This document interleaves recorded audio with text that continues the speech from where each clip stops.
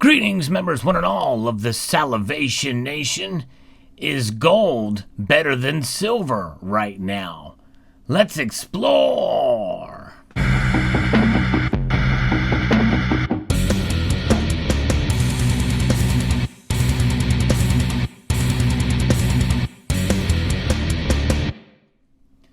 Yesterday I posted a video entitled, "Is Silver Better Than Gold Right Now?"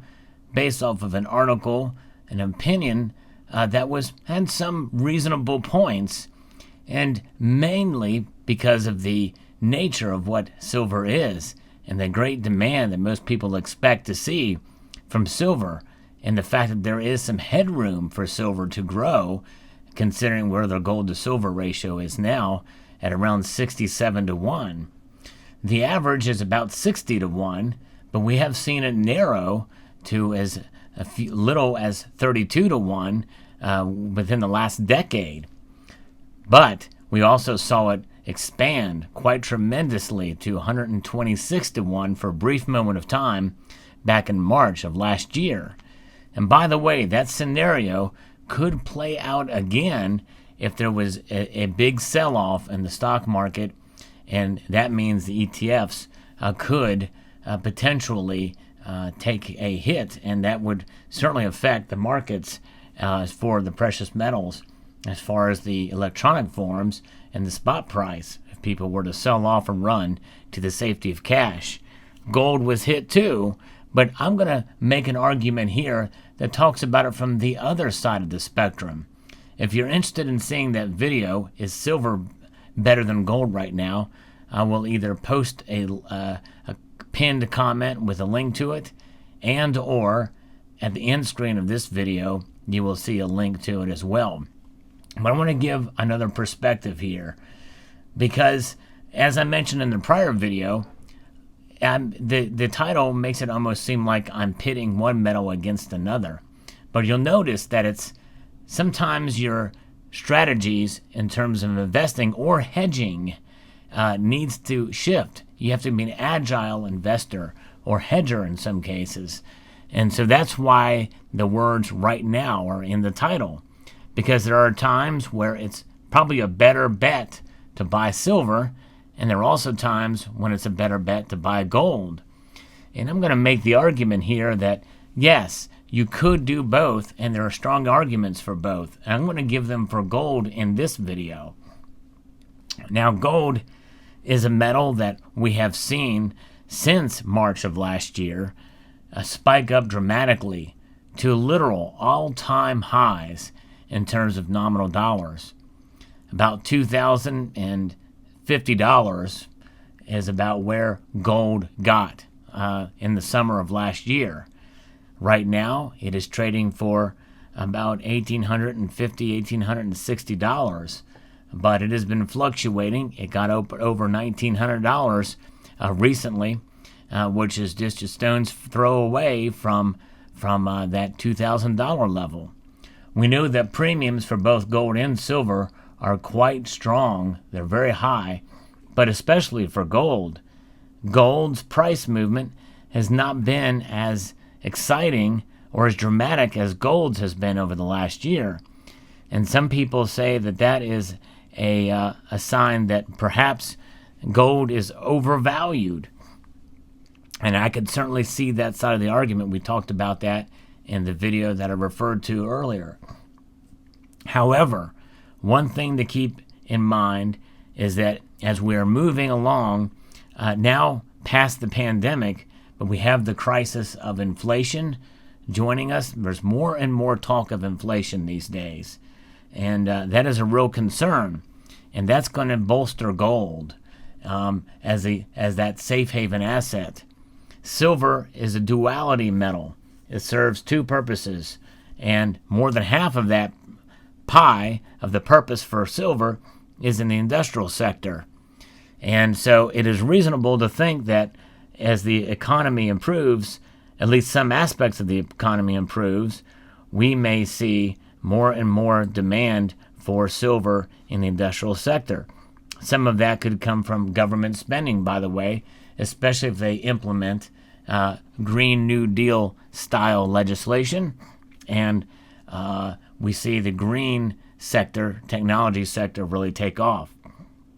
Things like EVs, electric vehicles, solar panels are strong indicators of where demand for this metal will go in the future, in the coming year or so. And I think that's going to bode well for silver. But also understanding that gold is seen as the ultimate safe haven asset, and there's more and more people that are concerned these days, and they are turning to assets that they can trust and that will retain their value. Now, when you buy silver, you are buying it in the physical form or in the electronic form. And I talked about that in the last video. And in the electronic form, you can take a pretty big hit, like what happened in March of 2020, and you will take a huge hit on the drop in price. But if you held the physical, it was less likely you were going to get hurt as much, because there was a lot of demand, that people were buying a lot of silver at that time because of the dropped prices, and kind of seeing the writing on the wall with the pandemic.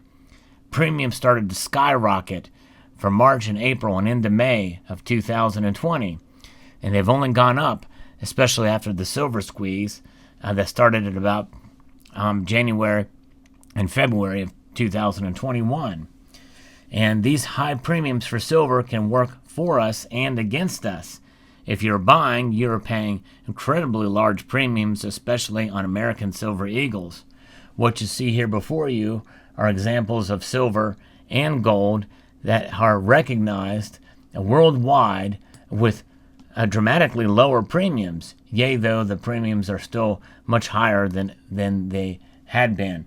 There's no such thing as normal premiums in this day and age. Or the other side of the coin would be there are new normals for premiums, because we may not see the premiums ever again that we saw before the pandemic.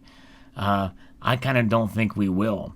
I think those days are gone. I think inflation has crept its way into the supply chains, all the way up and down from the production and the fuel and all of the equipment and labor and time that it takes to mint products such as you see here, these Krugerrands. So therefore, if you want to find a metal that's going to save you in premiums, your best bet is gold. And in that way, hands down, it has always performed better with less risk, but with a larger expenditure of money to get a 1 ounce coin. Of course, there are ways, and I've talked about it on my channel, on how you can save with buying certain types of gold that are known as fractional gold pieces. And I've talked about how you can save in that regard. But overall, gold in general, you will pay less premiums as a rate of percentage than you will for silver. And gold is a much more stable, price-wise metal. Now, there are exceptions to that rule, and we've seen that actually in recent times. I've talked about that on this channel and noted when that has occurred. And some people think that is a strong argument to buy silver. And I think it is. In those particular times, if you can time those purchases right, and you can deal with the premiums, or find and shop around for the best deals with the lowest premiums on whatever silver you're looking for. But by and large, gold has stood the test of time as the ultimate store of value in safe haven in times of economic instability. Typically, silver follows. And I think that's just it. Gold tends to be the leader in those times, and silver tends to follow in those times. So in that regard, I believe that silver is king when it comes to wealth preservation and how it has performed and been treasured for literally thousands of years. And I think it will continue to shine in that regard. Now, does that mean that silver does not shine and is not a monetary metal? No, I believe it certainly is. It has stood the test of time. It has done quite well, and I think it will continue to perform. But I believe that its industrial side and the complexities of the market in that regard as a commodity, in a sense, hurt silver to a point in terms of its price performance. But I believe that since gold has much more of a monolithic purpose, in other words, as a store of value, it's treasured. It's treasured as jewelry, and it's treasured as a reserve asset, and it's treasured as bullion. This is why you will see lot less volatility in the metal than you would silver. So in that regard, gold is better because of that history of what gold is than silver. But I think that it's wise to stack both, to have both of these metals in order to really show that that there's some diversity, and there's a good reason to accumulate both these metals in times of economic hardship. There's potential with silver, and I believe there is stability with gold. But it can work against you as well, because as quickly as gold can climb, it can fall, and it can fall fairly dramatically. And when it does, well, silver will fall even faster and more dramatically. Historically, that's always been the case. So there's a little more risk with silver. So in that regard, gold is the safer bet.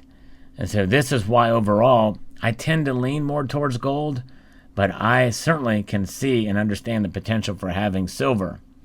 So for right now, one could still make the argument that gold is better than silver, and it's not just because of it being right now, but because of the historic nature of what gold has been, and that has not, those fundamentals have not changed for gold, even though to some extent they have changed for silver.